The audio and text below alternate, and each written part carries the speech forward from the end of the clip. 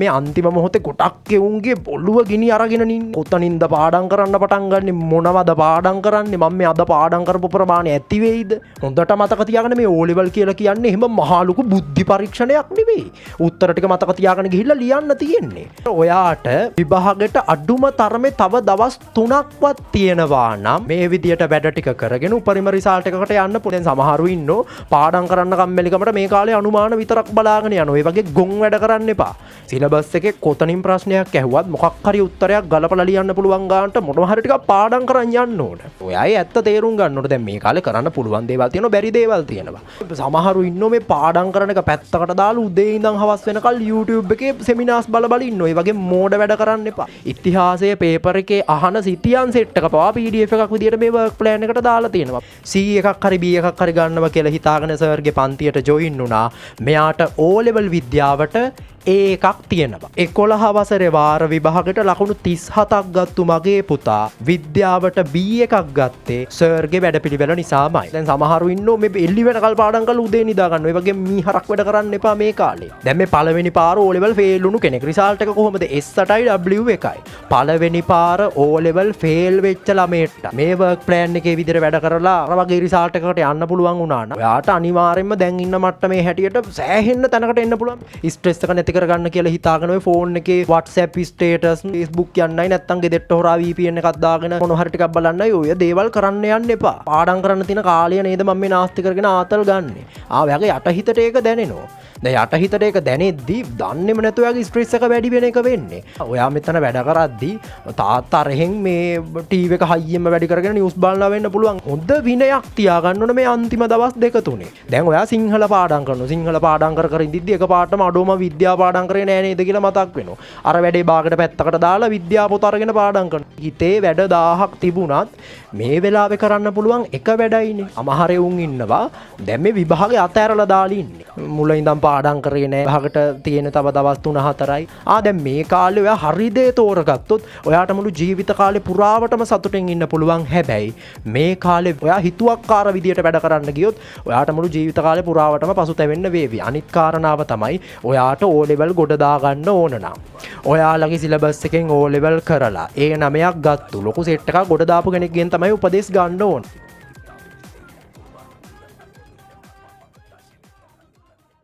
මාර්තු 17 වෙනිදා O level කරන්න බලාපොරොත්තු වෙමින් ඉන්න කට්ටියට පැය 11ක් ඇතුළත විද්‍යාව ලකුණු 75 මට්ටමින් එහාට යන්න පුළුවන් ප්‍රායෝගික සැලැස්මක් අරගෙන තමයි ආවේ. ඒ විතරක් නෙවෙයි පැය 60ක් ඇතුළත සබ්ජෙක්ට් 9ම බැලන්ස් කරගෙන උපරිම O level රිසල්ට් එකකට යන විදිහත් මම මේ වීඩියෝ එකෙන් පැහැදිලි කරනවා. ඒ නිසා එක තත්පරයක්වත් ස්කිප් කරන්න නැතුව මේක බලන්න ඕන.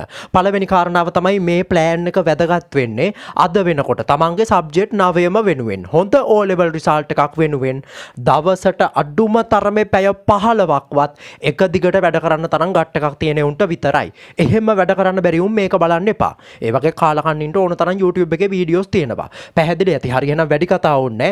අපි යමු සයන්ස් ප්ලෑන් එක පැත්තට. අපිට විද්‍යාව සිලබස් එකේ තියෙන පාඩම් ජීව විද්‍යාව, භෞතික විද්‍යාව, රසායන විද්‍යාව කියලා ගොඩවල් 3කට වෙන් කරන්න පුළුවන්. ඒක ඔයාලා මේ වෙනකොටත් දන්නවා. ওই ජීවින්ගේ ලාක්ෂණික, සෛල, පටක, ඒ වගේ පාඩම් මාතෘකා 14ක් ජීව විද්‍යාව පාඩම් ගොඩට අයිති වෙනවා. ඊට පස්සේ තාපය, ධාරා, විද්‍යුතය, නිව්ටන් නියම වගේ පාඩම් අයිති වෙන්නේ භෞතික විද්‍යාව කියන ගොඩට. අම්ල, භෂ්ම, විද්‍යුත් රසායන වගේ පාඩම් අයිති වෙන්නේ රසායන විද්‍යාව කියන ගොඩට. දැන් මේ පාඩම් වර්ග තුනෙන් අපිට ගොඩ දාගන්න ලේසිම පාඩම් සෙට් එක මොකක්ද? ඉක්මනින්ම ගොඩ දාගන්න පුළුවන් පාඩම් සෙට් එක මොකක්ද? මෙන්න මේ ජීව විද්‍යාව පාඩම් සෙට් එක තමයි අපිට ලේසියෙන්ම ගොඩ දාගන්න පුළුවන්. ජීව විද්‍යාව පාඩම් වලින් O level විද්‍යාව පේපර් එකේ ප්‍රශ්න අහන රටාවක් තියෙනවා. අන්නේ ප්‍රශ්න අහන රටාව ටාගට් කරගෙන ඒ ජීව විද්‍යාව මාතෘකා 14 ඔයාලා හරියට කටපාඩම් කරගත්තොත් විද්‍යාව පේපර් එකේ ලකුණු 40කට ආසන්න ප්‍රමාණයක් ගේමක් නැතුව ෂුවර් කරගන්න පුළුවන්. හරි ඒක ලකුණු 40කට වඩා වැඩි ප්‍රමාණයක් වුණත් වෙන්න පුළුවන්. පේපරේ හැදෙන විදිය අනුව තමයි තීරණය වෙන්නේ. එහෙනම් අපේ පළවෙනි ටාගට් එක මොකද්ද? මේ ජීව විද්‍යාව පාඩම් වලින් විභාගකට ගන්න පුළුවන් ඒ ලකුණු 40කට ආසන්න ප්‍රමාණයෙන් ලකුණු 30ක් ෂුවර් කරගන්න එක. ඊළඟට මේ ෆිසික්ස් කෙමිස්ට්‍රි පාඩම් එහෙම කටපාඩම් කරලා ගොඩ දාගන්න පුළුවන්ද?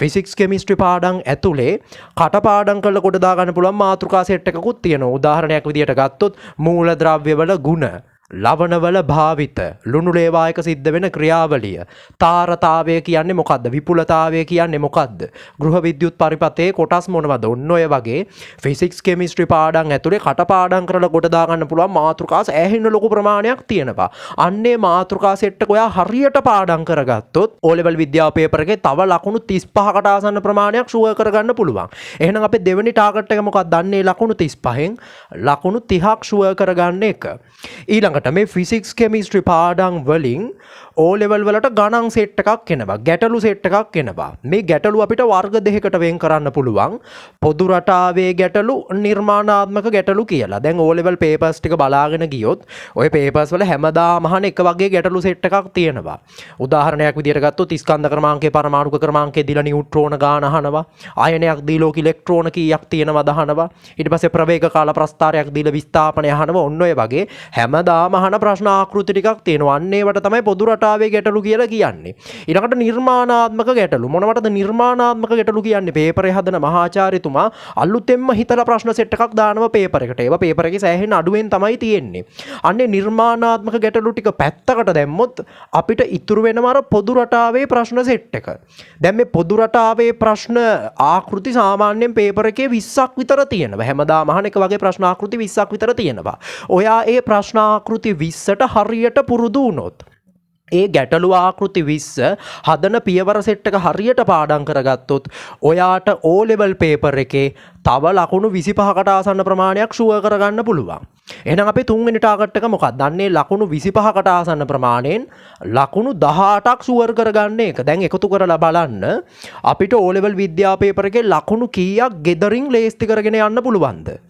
ජීව විද්‍යාව පාඩම් වලින් ලකුණු 30යි ෆිසික්ස් කෙමිස්ට්‍රි පාඩම් ඇතුලේ තියෙන අර කටපාඩම් කරන මාතෘකා වලින් ලකුණු 30යි ඊළඟට ෆිසික්ස් කෙමිස්ට්‍රි පොදු රටාවේ ප්‍රශ්න වලින් ලකුණු 18යි 30යි 60යි 60යි 18යි ලකුණු 78යි ඒ කියන්නේ O level විද්‍යාව පේපර් එකේ ලකුණු 100න් ලකුණු 78ක්ම අපිට බොහෝම පොඩි කාලයක් ඇතුළත ගෙදරින් ලේස්ති කරගෙන යන්න පුළුවන් දැන් මේ දේවල් කවුරුවත් උඹලට කියන්නේ නැහැ. හරි මේක සෑහෙන ලොකු දෙයක් විදියට තමයි උඹලට මවලා පෙන්නන්නේ.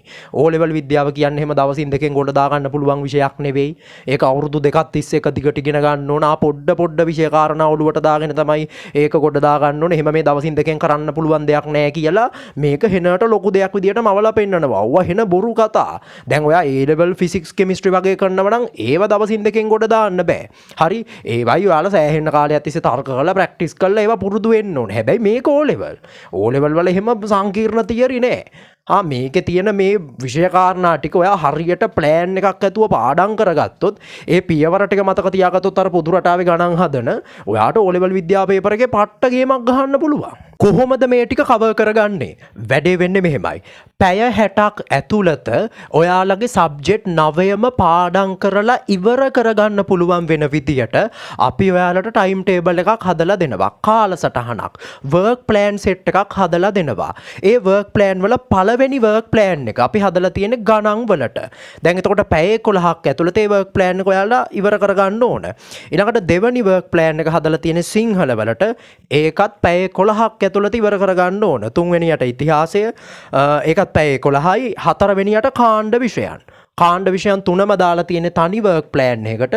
ඒකත් පැය 11ක් ඇතුළත ඉවර කරගන්න ඕන. ඊළඟට පස්වෙනියට ඉංග්ලිෂ් වර්ක් ප්ලෑන් එක පැය 5ක් ඇතුළත ඉවර කරගන්න ඕන. 6 වෙනියට තියෙන්නේ සයන්ස් වර්ක් ප්ලෑන් එකත් පැය 11ක් ඇතුළත ඉවර කරගන්න ඕන. දැන් විභාගෙ තියෙන්නේ කවදද? විභාගෙ තියෙන්නේ 17 වෙනිදා. 17 වෙනිදා මොනවද තියෙන්නේ? ආගම තියෙන්නේ.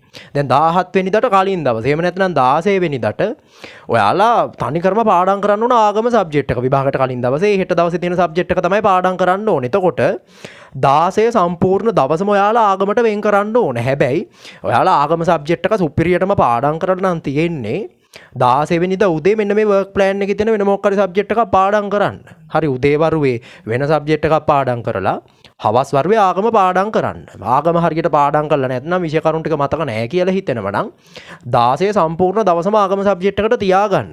හරි දැන් එතකොට මෙන්න මේ පළවෙනි වර්ක් ප්ලෑන් එක ගත්තොත් ගණන් වර්ක් ප්ලෑන් එක ගත්තොත් මේකට අපි O level ගණන් පේපර් එක ලියන්න කලින් ඔයා කරන්න ඕන හැම වැඩක්ම දාලා තියෙනවා ගණන් වල පැය 11 ඇතුළට අච්චු පොතේ ඔයා බලා ගන්න ඕන පාඩම් මොනවද ඒ පාඩම් ටික බලා ගන්න ඕන පිළිවෙල මොකද්ද ඔය පාඩම් වල මොන උදාහරණ ගණන් සෙට් එකද බලා ගන්න ඕන ඒ උදාහරණ ගණන් සෙට් එක බලා ගත්තායින් පස්සේ මොන අවුරුද්දේ මොන පාස් පේපර් එකේ මොන ප්‍රශ්නේද ටයිම් තියලා කරන්න ඕන ඒක කොච්චර ටයිම් එකක් ඇතුළත කරන්න ඕනද ඊට පස්සේ මාකින් එක බලලා ඉවරලා ඒකේ වැරදි අඩුපාඩු අඳුරගන්නේ කොහොමද ඒ වගේ අස්සක් මුල්ලක් නෑර O level ගණන් පේපර් එක ලියන්න කලින් ඔයාගේ අතින් කෙරෙන්න ඕන හැම වැඩක්ම මේ වර්ක් ප්ලෑන් එකට දාලා තියෙනවා ඔයා මොන මට්ටමක හිටියත් ලකුණු 98 99 100 70 50 20 මොන මට්ටමක හිටියත් O level වලට කලින් අනිවාර්යෙන්ම මෙන්න මේ ගණන් වර්ක් ප්ලෑන් එකේ තියෙන වැඩ සෙට් එක මේ පිළිවෙලටම කෙරෙන්න ඕන ඊළඟට දෙවෙනියට සිංහල වර්ක් ප්ලෑන් එක හරි සිංහල වර්ක් ප්ලෑන් එක අපි දාලා තියෙනවා උද්දෘත ටික කොහොමද ඉක්මනට මතක තියාගන්නේ පැය 11ක් ඇතුළත කොහොමද මේ විචාර ටික ටට්ටක් ගාලා කවර් කරගන්නේ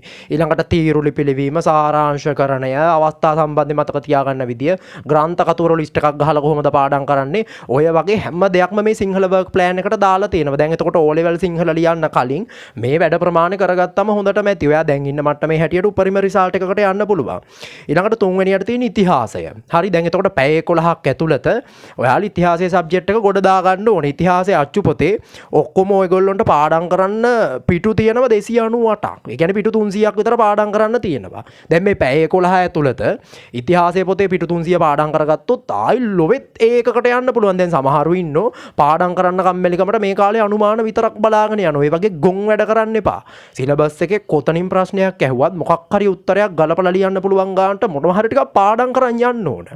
හරි දැන් ඔයාලා හිතාගෙන ඉන්න මේ ඉතිහාසය කියන්නේ අවුරුදු දෙකක් තිස්සේ එක දිගට ඉගෙනගෙන මේ මෙහෙම කාලයක් තිස්සේ පාඩම් කරලා කොට දා ගන්න ඕන සබ්ජෙක්ට් එකක් කියලානේ එහෙම නෑ මේකත් අනිත් සබ්ජෙක්ට් වගේ සාමාන්‍ය සරල සබ්ජෙක්ට් එකක් විෂය කරුණු විතරයි තියෙන්නේ මේක ඇතුලේ තර්ක නෑ ඔයා මේ පැය 11 ඇතුළත මේ පිටු 290ට හරියට පාඩම් කරගත්තොත් ලොවෙත් ඒකකටම යන්න පුළුවන් දැන් එතකොට මේ ඉතිහාසයේ පොතේ අපිට අතාරින්න පුළුවන් මාතෘකා සෙට් එකක් තියෙනවා ඒ වගේම තමයි වැඩියෙන් බලා ගන්න ඕන මාතෘකා ටිකක් තියෙනවා ඒ හැම දෙයක්ම මේ වර්ක් ප්ලෑන් එකට දාලා තියෙනවා ඊළඟට පැය 11ක් ඇතුළත මේ පිටු 298 කොහොමද ස්මාර්ට් විදියට පාඩම් කරන්නේ වේගෙන් පාඩම් කරන්න කියන එක අපි මේ වර්ක් ප්ලෑන් එකට දාලා තියෙනවා කොටින්ම කියනවා නම් ඉතිහාසයේ පේපර් එකේ අහන සිතියන් සෙට් එක පවා PDF එකක් විදියට මේ වර්ක් ප්ලෑන් එකට දාලා තියෙනවා මේ වැඩ ප්‍රමාණය කරාම හොඳටම ඇති ඊළඟට 4 වෙනි දවසේ කාණ්ඩ විෂයන් 3ම දාලා තියෙනවා. දැන් පැය 11ක් ඇතුළත ඔයාලා කාණ්ඩ විෂයන් 3ම පාඩම් කරගන්න ඕන. පළවෙනි කාණ්ඩ විෂයට පැය 4යි, දෙවෙනි කාණ්ඩ විෂයට පැය 3යි, තුන්වෙනි කාණ්ඩ විෂයට පැය 4යි විදියට තමයි ටයිම් කඩලා තියෙන්නේ. දැන් දෙවෙනි විෂය කාණ්ඩේ ප්‍රැක්ටිකල් එක යන හින්දා තමයි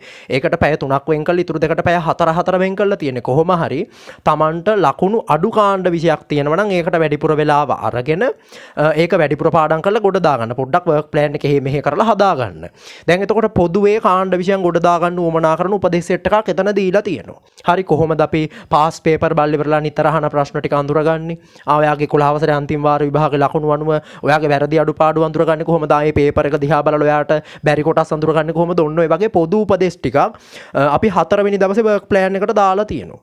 ඊට පස්සේ 5 වෙනි දවසේ වර්ක් ප්ලෑන් එකේ තියෙන ඉංග්‍රීසි. දැන් එතකොට ඉංග්‍රීසි ග්‍රැමර් සෙට් එක ඊට පස්සේ ඉංග්‍රීසි ක්වෙස්චන් මොඩල්ස් ටිකක් තියෙනවා. ප්‍රශ්න අහන ආකෘති ටිකක් තියෙනවා. නෝට් එක, නෝටිස් එක, බාර් ග්‍රාෆ් එක, පයි chart එක ඔය හැම දෙයක්ම ඔය වර්ක් ප්ලෑන් එකට දාලා තියෙනවා. ග්‍රැමර් ටොපික්ස් ටික ඔක්කොම දාලා තියෙනවා. හරි. ඔය ග්‍රැමර් ටොපික්ස් ටික බලා ගන්න ඕන අනුපිළිවෙල එහෙම සේරම දාලා තියෙනවා වර්ක් ප්ලෑන් එකට. ඒ ටික කරගත්තම ඉංග්‍රීසි හොඳ රිසල්ට් එකකට යන්න පුළුවන්. හැබැයි ඉංග්‍රීසි ලකුණු 20ට අඩු කෙනෙක් මේක බලනවා නම් හරි දැන් ඉංග්‍රීසි ලකුණු 20ට අඩු සරල වාක්‍යයක්වත් ගලප ගන්න බැරි කෙනෙක් මේ වර්ක් ප්ලෑන් එක කරන්න හිතාගෙන ඉන්නව නම් ඌ මේ ඉංග්‍රීසි වර්ක් ප්ලෑන් එක කරන්න එපා. හරි ඉංග්‍රීසි වර්ක් ප්ලෑන් එක කරන එක පැත්තකට දාලා ඒ අතරතුර වෙන මොකක් හරි එකක් කරගන්න. දැන් මේ වෙනකොට ඉංග්‍රීසි මුකුත්ම බැරි එකෙට දවස් 2-3ක් ඇතුළත ඉංග්‍රීසි ගොඩ දාගන්න බෑ. හරි සරල වාක්‍යයක්වත් ගලප ගන්න බැරි කෙනෙක්ට දවස් 2-3ක් ඇතුළත ඉංග්‍රීසි ගොඩ දාගන්න බෑ. ඒක තමයි ඇත්ත. ඔයා ඒ ඇත්ත තේරුම් ගන්න ඕනේ. දැන් මේ කාලේ කරන්න පුළුවන් දේවල් තියෙනවා, බැරි දේවල් තියෙනවා. දැන් සමහර මිනිස්සු ඔයාලට එක බලාපොරොත්තු දෙන්න වෙති එහෙම නෑ. මෙන්න මේ අදාළ කෙනාගේ අනුමාන ටික බලාගෙන ගියාම ඉවරයි අනිවාර්යයෙන්ම ලකුණු 40ක් ගන්න පුළුවන් කියලා. ඒවා බොරු කතා. Taman නොදන්න භාෂාවක් දවස් 2-3කින් ගොඩ දාන්න බෑ. ඉංග්‍රීසි වලට සෑහෙන ලකුණු අඩු වෙනනම් ඉංග්‍රීසි අතෑරලා දාලා ඔයා වෙන සබ්ජෙක්ට් එකක් පාඩම් කරන්න. හොඳම දේ තමයි O level ඉවරුණායින් පස්සේ දෙවෙනි පාර ඉංග්‍රීසි ලියන්න ලේස්ති වෙන එක. වැඩේ පැහැදිලි. ඊළඟට සයන්ස් වර්ක් ප්ලෑන් එක. ඔන්න වැදගත්ම වර්ක් ප්ලෑන් එක. දැන් සයන්ස් වර්ක් ප්ලෑන් එක අපි කොටස් 3කට කඩනවා. හරි දැන් මං කිව්වා බයොලොජි මාතෘකා 14ක් තියෙනවා. අපි මේ මාතෘකා 14ම කවර් කරගන්න ඕන. ඒ මාතෘකා 14න් මාතෘකා 7ක් කවර් වෙන විදියට අපි ප්‍රශ්න ටියුට් සෙට් එකක් හදලා තියෙනවා. අදාළ බයොලොජි පාඩමේ විභාගයට එන්න පුළුවන් හැම ප්‍රශ්නයක් මේ ටියුට් එකට දාලා තියෙනවා. ඒ විතරක් නෙමෙයි නම් කරන්න එන්න පුළුවන් හැම රූප සටහනක්ම දාලා තියෙනවා. ඔයාලා මොකද කරන්න ඕන? ඒ ප්‍රශ්න ටියුට් එකේ print out එකක් අරගන්න ඕන. ඊට පස්සේ ප්‍රශ්න ටියුට් එකට අපි මාකින් එකක් දෙනවා. උත්තර පත්‍රයක් දෙනවා. හරි උත්තර පත්‍රය දුන්නාන් පස්සේ ඔයාලා මොකද කරන්න ඕන? ඒ ප්‍රශ්න ටියුට් එකට දාලා අච්චු පොතේ පාඩම උඩින් කියව ගන්න ඕන. අච්චු පොතේ පාඩම උඩින් කියව ගත්තයින් පස්සේ අර ප්‍රශ්න ටියුට් එක අරගෙන ඕකේ තියෙන ප්‍රශ්න වලට උත්තර පුළුවන්ද බැරිද කියලා ටට්ටක් ගාලා චෙක් කරලා බලන්න. පළවෙනි ප්‍රශ්නේ කිව්වා මේකේ උත්තරේ පුළුවන්ද බැලුවා. දෙවෙනි ප්‍රශ්නේ කිව්වා උත්තරේ පුළුවන්ද බැලුවා. ලාවට මතකයි අවුලක් නැහැ. ඊළඟ ප්‍රශ්නෙට ගියා. ඒකේ උත්තරේ මතක නැහැ. ටක් ගාලා අච්චු පොත බැලුවා උත්තරේ පුළුවන් කරගත්තේ ඊළඟ එකට ගියා. ඔන්න ඔය විදියට පුළුවන් ප්‍රශ්නයි බැරි ප්‍රශ්නයි වෙන් කරලා අඳුර ගන්න. ඊට පස්සේ මොකද කරන්න ඕනේ? ප්‍රශ්න ටියුට් එකට අදාළ අර මාකින් එකේ PDF එක ඕපන් කරගෙන අරකේ තියෙන උත්තර ටික කටපාඩම් කරන ගමන් ටියුට් එකේ ලියන්න ඕන. හරි ලියන ගමන් පාඩම් කරන්න. මේ විදියට එකපාරක් ලියලා ඕක පාඩම් කරගත්තායින් පස්සේ විභාගේ දවස වෙනකල් මොක මතක හිටිනවා. කියවලා පාඩම් කරනවට වඩා ලියලා පාඩම් කරන එක කාර්යක්ෂමයි. අනිත් එක තමයි මේ විදියට ලියාගත්තායින් පස්සේ විභාගයට කලින් දවසේ වුණත් ඔයාට ඒක පාඩම් කරන්න පුළුවන්. දැන් මේ විදියට පාඩම් කරද්දී ඔයාලා මුලින්ම අර ප්‍රශ්න ටියුට් එකේ තියෙන ප්‍රශ්නේ පාඩම් කරගන්න ඕන. කලබලයට උත්තර ටික විතරක් පාඩම් කරලා හරියන්නේ නැහැ. දැන් උත්තර විතරක් පාඩම් කරගෙන ගිහින් උඹලා මොකටද උත්තර ලියන්නේ? මොන ප්‍රශ්නෙටද උත්තරේ ලියන්නේ? ආයෙනම් පැහැදිලි මුලින්ම ටියුට් එකේ තියෙන ප්‍රශ්නේ පාඩම් කරන්න ඕන. ඊට පස්සේ ඒ ප්‍රශ්නෙට අදාළව උත්තර කීයක් ලියන්න ඕනද? උත්තර 1යිද උත්තර 2යිද උත්තර 3යිද කියන එක මතක තියාගන්න ඕන. මේකට උත්තර කීයක් තියෙනවද කියන එක. ඊට පස්සේ අර මාකින් එකේ තියෙන උත්තර ටික දීලා තියෙන අනුපිළිවෙලටම කටපාඩම් කරන්න ඕන. හරි දැන් ඕන දෙයක් අනුපිළිවෙලට පාඩම් කරද්දි මතක හිටින්න තියෙන ඉඩකඩ වැඩි. දැන් ඔයාලා කවියක වුණත් පළවෙනි පදේ කිව්වෙන් පස්සේ දෙවෙනි පදේ මතක් වෙන්නේ ඇයි? ඒ කවිය පද ටික පිළිවෙලට පාඩම් කරන නිසානේ. අන්න ඒ වගේ උත්තර ටිකත් පිළිවෙලට පාඩම් කරන්න. එහෙම පිළිවෙලට පාඩම් කරායින් පස්සේ ඔළුවේ රිද්ම් එකක් හැදෙනවා. පළවෙනි උත්තරේ කිව්ව ගමන් දෙවෙනි උත්තරේ ඉබේම මතකයට ඒවි. දෙවෙනි උත්තරේ කිව්ව ගමන් තුන්වෙනි උත්තරේ තිබීම කටට ඒවි. අන්න ඒ විදියට මේ බයොලොජි ටියුට් 7 ඔයාලා හරියට කටපාඩම් කරගන්න ඕන. ඊට පස්සේ ඉතුරු බයොලොජි පාඩම් 7 කවර් වෙන විදියට අපි MCQ points දාලා short note pack එකක් හදලා තියෙනවා. ඒ ටික පාඩම් කරන්න ඕන කොහොමද? ඒව පාඩම් කරන්න ඕන. ඔයාලා මුලින්ම ඒකට අදාළ අච්චු පොතේ පාඩම සුපිරියටම පාඩම් කරගන්න ඕන. දැන් ප්‍රශ්න ටියුට් පාඩම් කරනව නම් අච්චු පොතේ පාඩම පාඩම් කරන්න ඕනේ නෑ. උඩින් කියව ගත්තම ඇති. හැබැයි short note දීලා තියෙන පාඩම් වල අච්චු පොතේ පාඩම සුපිරියටම පාඩම් කරගන්න ඕන. සුපිරියටම පාඩම් කරලා ඉවර වෙලා ඊට පස්සේ අර short note එකේ තියෙන කාරණා ටික මතකද නැද්ද කියලා චෙක් කරලා බලන්න. ඔන්න ඔය විදියට බයොලොජි මාතෘකා 14 ඔයාලා තනියම පාඩම් කරගන්න ඕන. මේ බයොලොජි මාතෘකා 14න් පළවෙනි මාතෘකා 6 ඔයාලා පැය 2ක් ඇතුළත පාඩම් කරලා ඉවර කරගන්න ඕන. ඊළඟට දෙවනි මාතෘකා 4 පැය 1:00ක් ඇතුළත පාඩම් කරන්න ඕන. අන්තිම මාතෘකා 4 තව පැය එකමාරක් අරගෙන පාඩම් කරන්න ඕන. පාඩම් කරනවා කියන්නේ ඔයාලට අච්චු පොත එක පාරක් කියවන්න වෙනවා. ප්‍රශ්න ටියුට් එක පාඩම් කරන්න වෙනවා. ෂෝට් නෝට් දීපු ඒවයි නම් ෂෝට් නෝට් එකත් පාඩම් කරන්න වෙනවා. ඊළඟට දෙවෙනි එක ෆිසික්ස් කෙමිස්ට්‍රි කටපාඩම් කරන මාතෘකා සෙට් එක ගොඩ දාගන්නේ කොහොමද? හරි. ෆිසික්ස් කෙමිස්ට්‍රි කටපාඩම් කරන මාතෘකා සෙට් එක කවර් වෙන විදියට අපි ෂෝට් නෝට් එකක් හදලා තියෙනවා. ෂෝට් නෝට් එකක් කිව්වට මේක එක විෂය කාරණාවක්වත් හලලා නැහැ. හැම විෂය කාරණාවක්ම මේකට දාලා තියෙනවා. වෙනස තමයි අර අච්චු පොතේ වගේ අපිළිවෙලට විෂය කාරණා නැහැ. පාඩම් කරන්න ලේසි වෙන විදියට එක වගේ විෂය කාරණා එක තැනට අරගෙන කෙටි කරලා ලස්සනට හදලා තියෙන්නේ. ඒ ෂෝට් නෝට් එකත් එක්ක ඔයගොල්ලොන්ට වීඩියෝ එකකුත් ලැබෙනවා. ඔයාලා මොකද කරන්න ඕන? අර වීඩියෝ එක බලන ගමන් ෂෝට් නෝට් එක පාඩම් කරගන්න තියෙන්නේ. වීඩියෝ එකේ ෂෝට් නෝට් එක ටට්ටක් ගාලා විස්තර කරනවා. ඒ අතරතුර ෂෝට් නෝට් එක පාඩම් කරගන්න ඕන. ඒ වැඩේ ඔයා පැය 3ක් ඇතුළත ඉවර කරගන්න ඕන. ඒ විදියට පැය 3ක් ඇතුළත ඒ ෂෝට් නෝට් එක පාඩම් කරගත්තොත් ඔයාට විද්‍යා පේපරේ තව ලකුණු 30ක් ගෙඩි පිටින්ම ගෙදරින් අරගෙන යන්න පුළුවන්. ඊළඟට මම කිව්වා ෆිසික්ස් කෙමිස්ට්‍රි පොදු රටාවේ ගැටලු සෙට් එකක් එනවා කියලා. මෙන්න මේ පොදු රටාවේ ගැටලු සෙට් එක කවර් වෙන විදියට අපි ෂෝට් නෝට් දෙකක් හදලා තියෙනවා. මේ ෂෝට් නෝට් දෙකත් එක්ක ඔයගොල්ලොන්ට වීඩියෝ ක්ලිප්ස් දෙකකුත් ලැබෙනවා. දැන් මොකද්ද කරන්න ඕන? අර ෂෝට් නෝට් දෙක පාඩම් කරන ගමන් ඒ වීඩියෝ දෙක බලන්නයි තියෙන්නේ. වීඩියෝ දෙක බල බල පාඩම් කරන්න. මේ විදිහට පාඩම් කරගත්තයින් පස්සේ ඔයාට අර පොදු රටාවේ ගැටලු සෙට් එක හදන පියවර ටික මතක තියාගන්න පුළුවන්. ඒ විතරක් නෙවෙයි එතනින් පොදු රටාවේ ගැටලු ටික අල්ලගත්තයින් පස්සේ අර නිර්මාණාත්මක ප්‍රශ්න ටිකත් ගොඩ දාන්න පුළුවන්. හරි. දැන් එතකොට ඒ විදියට අර ෆිසික්ස් කෙමිස්ට්‍රි පොදු රටාවේ ගැටලු සෙට් එකට හදපු ෂෝට් නෝට් දෙක පැය 3ක් ඇතුළත පාඩම් කරලා ඉවර කරගන්න ඕන. ඒ කියන්නේ එක ෂෝට් නෝට් එකකට පැය එකමාර ගානේ ටයිම් ලැබෙනවා. මේ දෙක පැය 3ක් ඇතුළත පාඩම් කරලා ඉවර කරගන්න ඕන. හරි. ඔන්න දැන් ඔයගොල්ලන්ට ස්ක්‍රීන් එක පේනවා ඇති. මේ වර්ක් ප්ලෑන් එකේ වැඩ ටික කෙරෙන්න ඕන පිළිවෙල. මෙන්න මේ පිළිවෙලට තමයි වැඩ ටික කෙරෙන්න ඕන. මුලින්ම ගණන් වර්ක් ප්ලෑන් එක කරන්න ඕන. ඊට පස්සේ අර බයොලොජි මාතෘකා 14න් පළවෙනි 6 පාඩම් කරන්න ඕන. ඊළඟට සිංහල වර්ක් ප්ලෑන් එක කරන්න ඕන. ඒකෙන් පස්සේ ඊළඟ බයොලොජි මාතෘකා 4 පාඩම් කරන්න ඕන. ඊට පස්සේ ඉතිහාසයේ වර්ක් ප්ලෑන් එක ආපහු බයොලොජි මාතෘකා 4 ඊළඟට කාණ්ඩ විෂයන් 3 වර්ක් ප්ලෑන් එක ඊට පස්සේ ඉංග්‍රීසි වර්ක් ප්ලෑන් එක ඊට පස්සේ අර ෆිසික්ස් කෙමිස්ට්‍රි පාඩම් වල තියෙන කටපාඩම් කරන කොටස් කවර් වෙන විදියට හදපු ෂෝට් නෝට් එක ඊළඟට පොදු රටාවේ ප්‍රශ්න ටික කවර් වෙන විදියට හදපු ඒ ෂෝට් නෝට් එකේ වීඩියෝස් ටික කවර් කරගන්න ඕන. මෙන්න මේ අනුපිළිවෙලට තමයි ඔයාලා මේ වර්ක් ප්ලෑන් එක කරන්න ඕන. දැන් එකතු කරලා බලන්න මේ වැඩ ඔක්කොටම කොච්චර ටයිම් එකක් යනවද. මේ වැඩ ටික ඔක්කොම කම්ප්ලීට් කරන්න ඔයගොල්ලොන්ට පැය 60ක් යනවා. හරි. දැන් පැය 60ක්ම යන්නේ නැහැ. ඔයාලා මේ වෙනකොට යම්කිසි ප්‍රමාණයක් පාඩම් කරලානේ තියෙන්නේ. දැන් පාඩම් කරපු කෙනෙක්ට මේ පැය 60ක වැඩ ප්‍රමාණය සාමාන්‍යයෙන් පැය 38කින් 40කින් වගේ ඉවර කරගන්න පුළුවන්. දැන් මං කිව්වා විභාගේ තියෙන්නේ 17 වෙනිදා.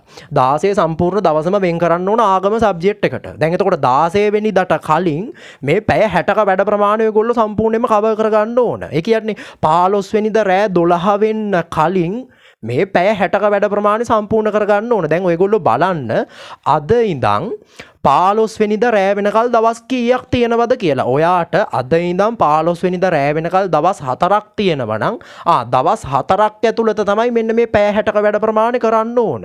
දැන් දවස් 4ක් ඇතුළත පැය 60ක වැඩ ප්‍රමාණයක් කරන්න ඕන නම් එක දවසක් ඇතුළත පැය කීයක වැඩ ප්‍රමාණයක් කරන්න ඕනද? එක දවසක් ඇතුළත පැය 15ක වැඩ ප්‍රමාණයක් කරන්න ඕන.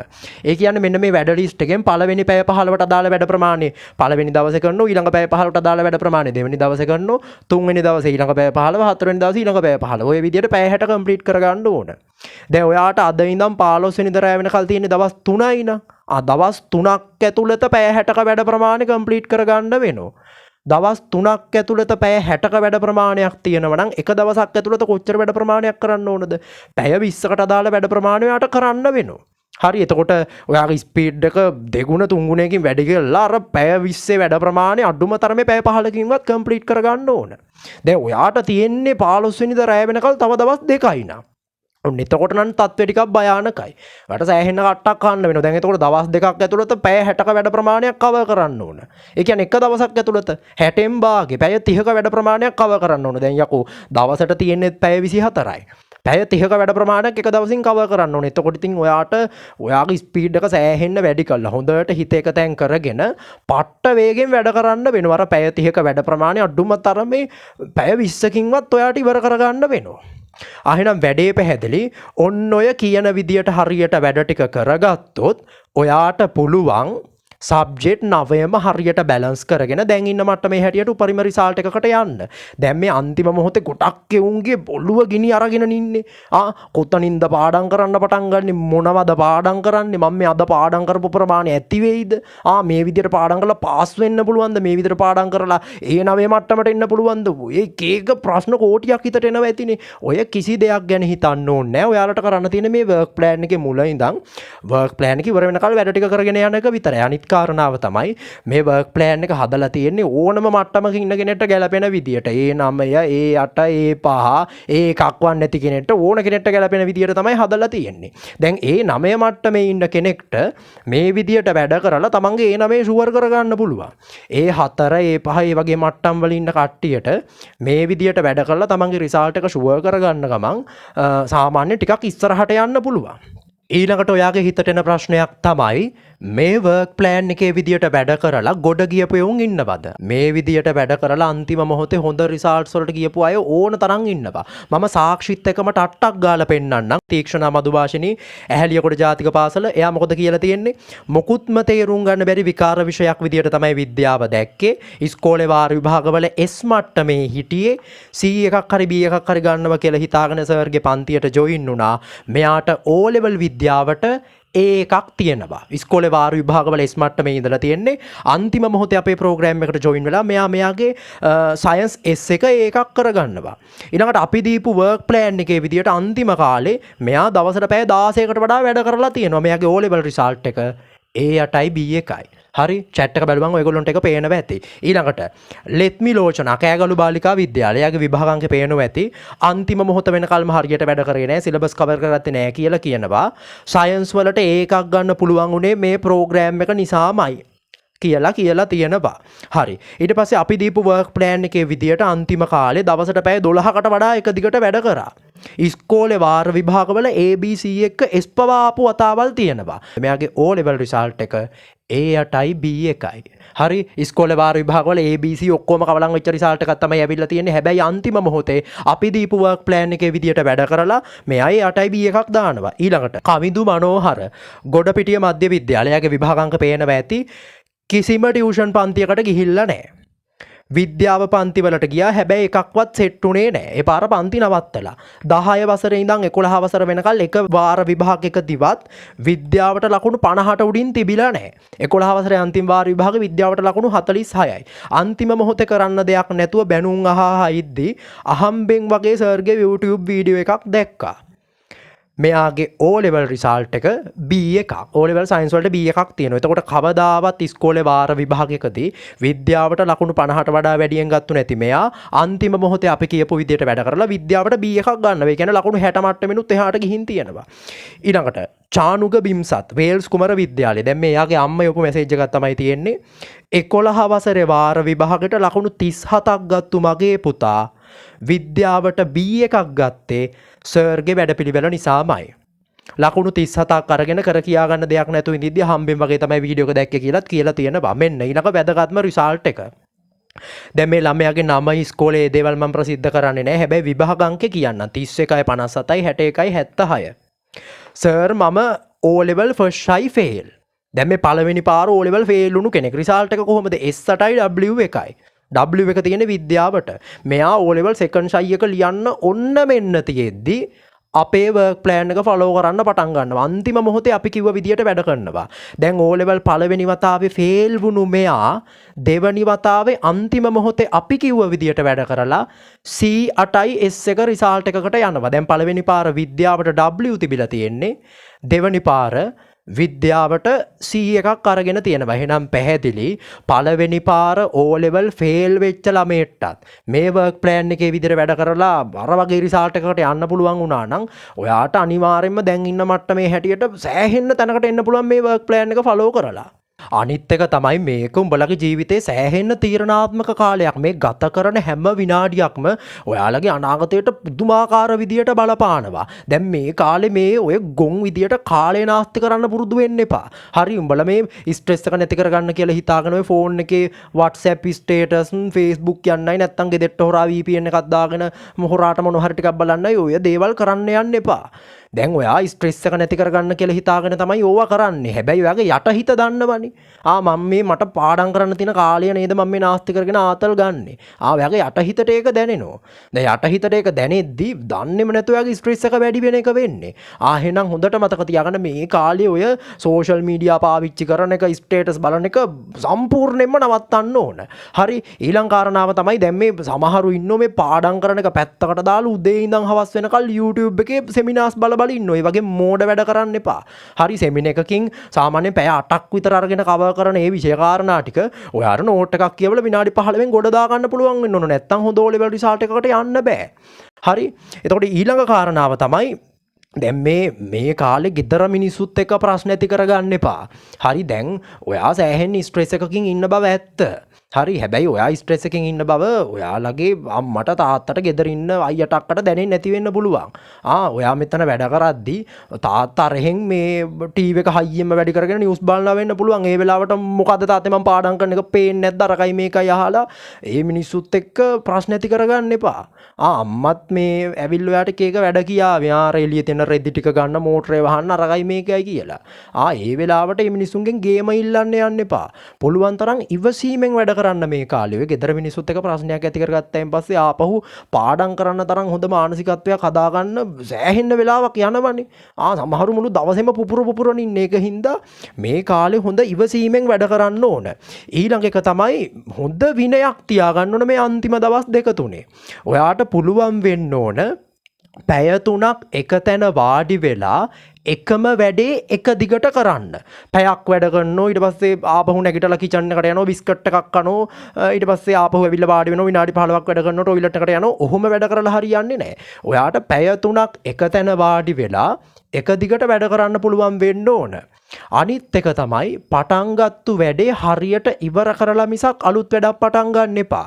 දැන් ඔයා සිංහල පාඩම් කරනවා. සිංහල පාඩම් කර ඉඳිද්දි එකපාරටම අඩෝම විද්‍යාව පාඩම් කරේ නෑ නේද කියලා මතක් වෙනවා. අර වැඩේ බාගට පැත්තකට දාලා විද්‍යාව පොත අරගෙන පාඩම් කරනවා. ඊට පස්සේ ඒක පාඩම් කරද්දි ඉතිහාසය මතක් වෙනවා. ඊට පස්සේ විද්‍යාව පොතත් පැත්තකට දාලා ඉතිහාසය පොත අරගන්නවා. එහෙම වැඩ කරන්න එපා. හිතේ වැඩ 1000ක් තිබුණත් මේ වෙලාවේ කරන්න පුළුවන් එක වැඩයිනේ. එහෙනම් ඔයා මොකද කරන්න ඕන? එක වැඩක් තෝරගෙන ඒක හරියට කම්ප්ලීට් කරන්න. ඒක හරියට කම්ප්ලීට් කරද්දී අනිවාර්යෙන්ම ඔයාගේ O level result එකේ අරහෙන් ලකුණක් දෙකක් ෂුවර් වෙනවා. හරි ඊළඟ කාරණාව තමයි නිින්ද.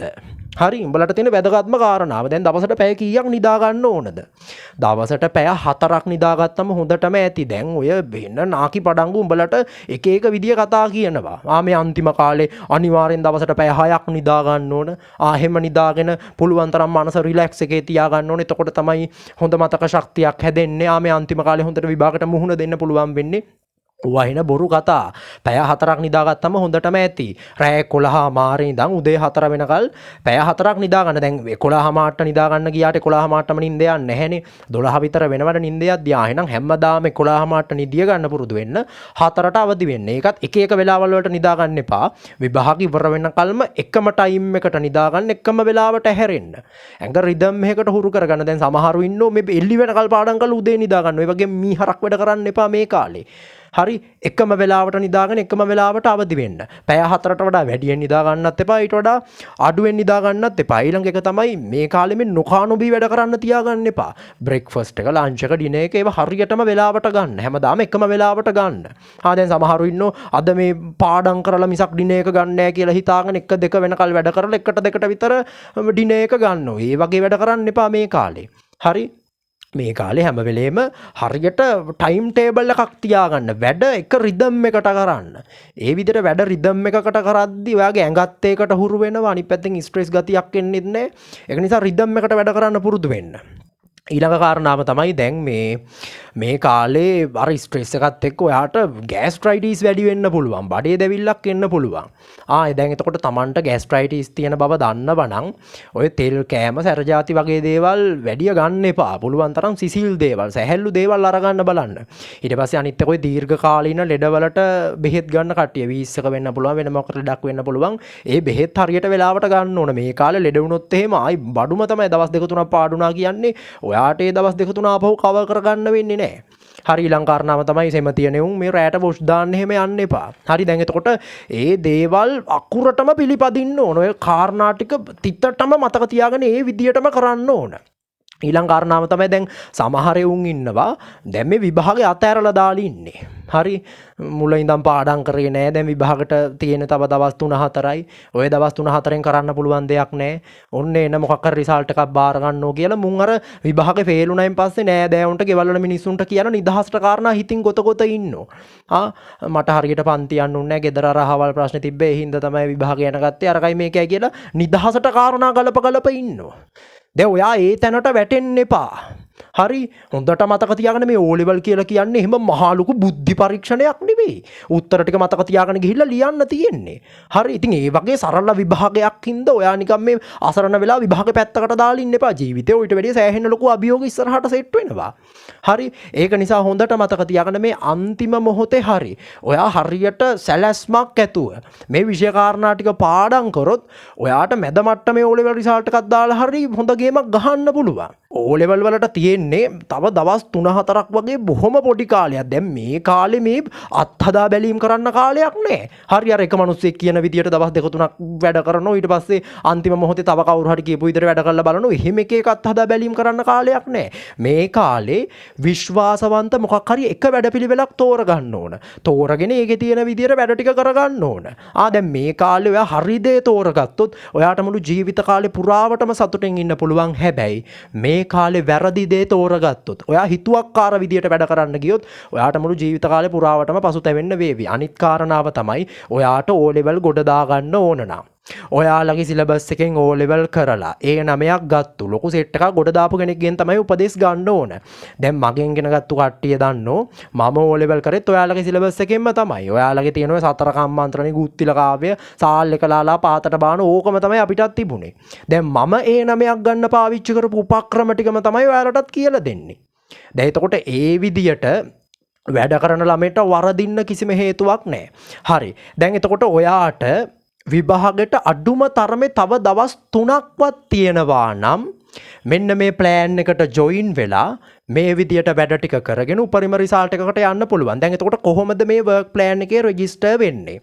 මෙන්න මේ පේන නම්බර් එකට 0.76 58 53 148 කියන නම්බර් එකට 60 ප්ලෑන් කියලා මැසේජ් එකක් දාන්න. 60 ප්ලෑන් කියලා මැසේජ් එකක් දාන්න. ඒ වගේ WhatsApp මැසේජ් එකක් දැම්මයින් පස්සේ මෙහෙම ඔටෝ රිප්ලයි එකක් ඒවි.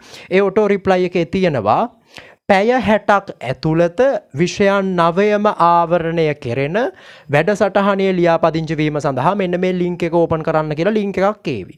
ඒ ලින්ක් එක ක්ලික් කරායින් පස්සේ PDF එකක් ඩවුන්ලෝඩ් වෙනවා. අන්නේ PDF එකේ පහළට කියවුවායින් පස්සේ ඔයාට මේ වැඩේ රෙජිස්ටර් වෙන විදිය අල්ල ගන්න පුළුවන්. දැන් එහෙම WhatsApp මැසේජ් එකක් දැම්මයින් පස්සේ මෙහෙම ඔටෝ රිප්ලයි එකක් ආවේ නැත්නම් මෙහෙම නැත්නම් ලින්ක් එක ඕපන් වෙන්නේ නැත්නම් ඒ නම්බර් එකටම මැසේජ් එකක් දාලා ලින්ක් එක ඕපන් වෙන්නේ නැහැ මට විස්තර ටික දෙන්න කියලා විස්තර ටික ඉල්ල ගන්න. හරි. එහෙනම් කියවෙන්න ඕන හැම කාරණාවක්ම කියවුණා.